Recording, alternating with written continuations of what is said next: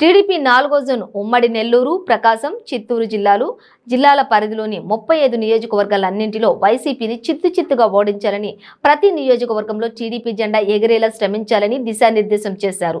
జగన్ ప్రజల బిడ్డ కాదు, రాష్ట్రానికి పుట్టిన క్యాన్సర్ గడ్డ చిన్నదైనా పెద్దదైనా వెంటనే ఆపరేషన్ చేసి తీసేయాల్సిందే, లేదంటే రాష్ట్రం సర్వనాశనం అవుతుంది అని స్పష్టం చేశారు.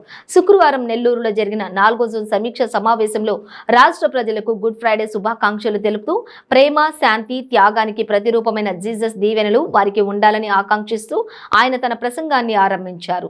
ఎమ్మెల్సీ ఎన్నికల ఫలితాలతో జగన్ కళ్ళు ఇప్పుడిప్పుడే భూమి మీదకు దిగుతున్నాయన్నారు. ఇది ఆరంభం మాత్రమేనని, ప్రజలు ఆయన ఇంకా కిందకు నడిపించడానికి సిద్ధంగా ఉన్నారని చెప్పారు. ఈ 4 ఏళ్ల జగన్ పాలనలో ఏ వర్గము బాగుపడలేదన్నారు. మీ జీవితాలు బాగుపడ్డాయో, ముందు కన్నా హీనంగా తయారయ్యాయో ఆలోచించుకోవాలని ప్రజలకు సూచించారు. జగన్ పాలనలో గంజాయి కల్చర్, గన్ సంస్కృతి పెరిగిపోయిందని, జగన్ ఒక క్యాన్సర్ గడ్డ అని అన్నారు.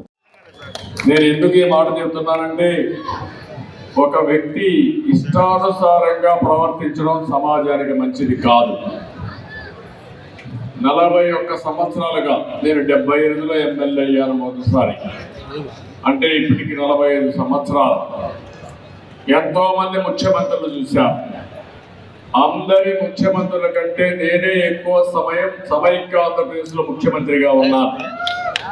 మనం ఏమి చేశామో శాశ్వతం తప్ప, మనం ఏ విధంగా ప్రజల్ని హింసిస్తామో అది శాశ్వతం కాదు.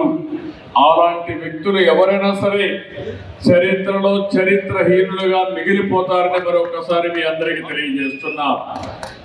ఈ రోజు నేను సెల్ఫీ ఛాలెంజ్ కూడా తీసుకున్నాను. మీరు ఒక విషయం గుర్తుపెట్టుకోవాలి.